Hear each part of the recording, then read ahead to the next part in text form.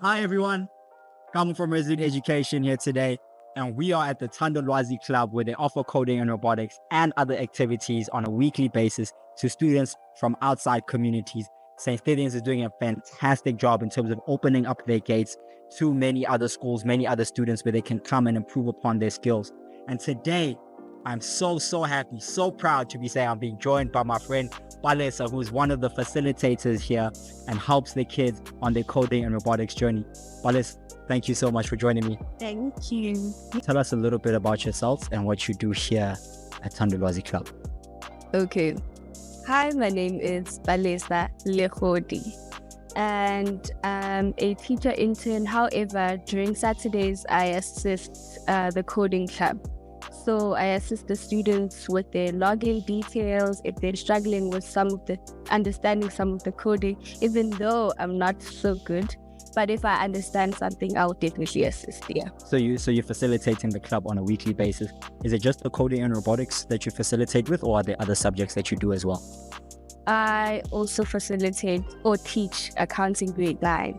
Yeah, that's Okay. I do on Saturdays.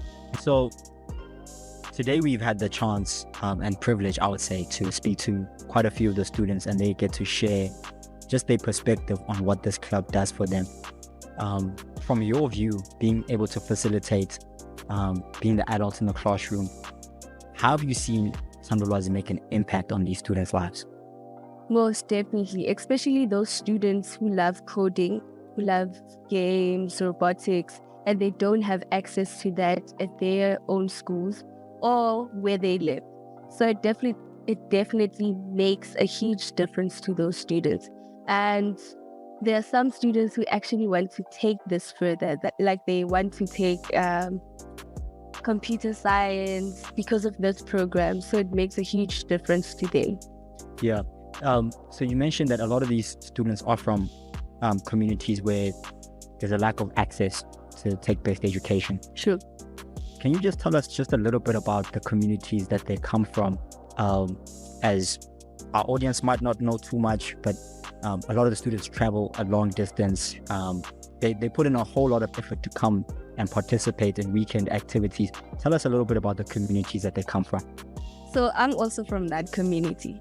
So where I come from, which is where some of the students are coming from, it's in Tembisa, right? In Tembisa, we don't have, I would say we lack access to internet a lot. Even though people might say there is free Wi-Fi here and there, but there are limited places where you can get access to the internet. Even when you go to the schools, actually, some schools don't even have Wi-Fi or access to internet. And if you're a student, so students who come here are very privileged, and those who even come here and get a glimpse of what the program is about, they're very privileged, because where we come from, you don't have all of that. And you don't have people who are passionate enough to bring tech to our local areas. We only see them on TVs or when we come to places like this. So yeah, it's a very, I would say the townships are a place where you don't have access to a lot of things or exposure, especially to technology. Yeah. Okay.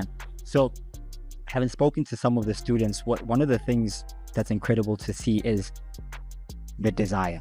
Yeah. The hunger. And I think that sort of comes from a place where you've traveled a long distance. You get to maybe just do this once a week. What would you say to the students who maybe have access to this every single day, but they don't necessarily have to travel as far, maybe wake up as early, and face some of the challenges that these students here face? Yeah.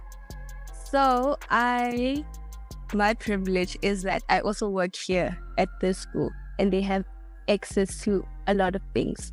And I would say, and I mostly tell them that you're very grateful that you have access to YouTube, you have access to a lot of stuff, especially internet. Because where we come from, you only get access to internet when you're close to KFC or when you're close to a mall. And you don't go there every time. So they're very privileged, and they should use that to do like a lot of things, to gain exposure to a lot of things, try out new things, because coding is a thing, right? And technology is taking over. So they should use that as an advantage and make the most out of it. Yeah. So on a weekly basis, the students come through and they're able to build upon their skills. But then after the club, they head back home, which I think for me is a part that is sort of overlooked. They head back home. What do you think coding and robotics can do for these students who learn upon these skills and then take it back home? How can they make an impact back home?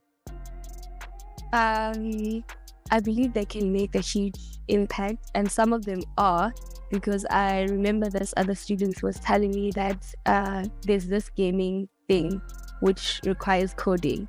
So they showed their friends how they can code and what they've learned here. And in that way, I believe that this is a peer-to-peer learning. Like if my friend is showing me that they can code, and if I'm interested in coding and computer science, I will definitely want to be here. So this means that a new student or new kid can come in anytime because they heard about this thing. However, with some of them, those who don't have like technology or cell phones, it might be a disadvantage of some sort, because that means they are able to show other people that they have the coding skills and they're able to code, or they know something about technology, because these are some of the things that we don't do or don't even take as a subject. So yeah. Okay. I mean, you mentioned many students that come through here. And it was interesting getting to speak to some of them from different schools, different communities. And I was asking them about what's it like then, you know, engaging with other students from different places. Some are excited, some are a little bit shy. You as a facilitator, how have you seen Thandulwazi develop the skills of interacting with other people when it comes to the students? As a teacher, besides being a facilitator, right? People have different personalities, and some are able, I believe most of them, because some students like require help or just ask for assistance, and while we're busy, they help each other. In that way, they can network with other students, because you help me, I would like to get to know your name, you know. But some of them, they just help the student and just focus on their work, because they're just here to code. So we are quite different, but some they'd like to get to know you better because of what you've offered them. And some are just, I'm here to learn and I need to get as much as I can because we have a limited time. Yeah. Yes. So St. Stithians really does an incredible job of just opening up their gates to the community. And it's quite amazing to see every time I come here. What would your message be to other schools who might have the same facilities as St. Stithians but are contemplating whether to do that? What would your message be to them? My message would be that there are a lot of students, or there are a lot of kids who would really or are desperately in need of making a difference in their life, and they're stuck in the township, and you giving them an opportunity will definitely make a difference, and it will bring up a leader which the community actually needs, because that person at the end of the day will come back and make a change in the community. Palesa, thank you so much for your time. We wish you all the best as you continue in the club. We're looking forward to visiting even more and catching up with some of the students. It's been amazing just seeing the growth from the first time I was here to now the kids are, or the learners I should say, are naming things like Python, JavaScript, and it's like, okay, every week they're putting in the work. So just want to commend you for that. Thank you so much for always giving your best efforts in terms of facilitating for the kids and being just such a great role model for them. Thank you. Thank you.